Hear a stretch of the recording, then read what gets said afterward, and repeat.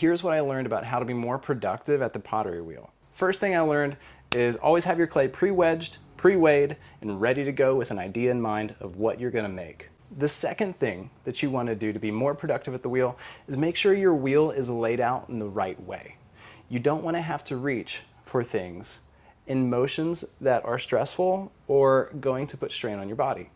So make sure your wheel is at an appropriate height, you're comfortable, you're ready to work. The next thing I learned is always make sure that each tool has a purpose.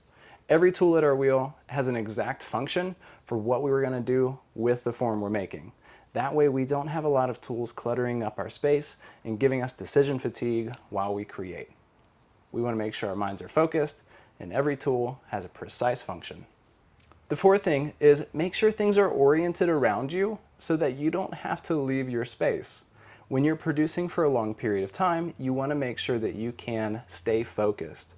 And distractions like getting up to check your phone or getting up for a sip of water or to move a pot off the wheel onto a shelf. All these things will break your concentration and take you out of the moment of making.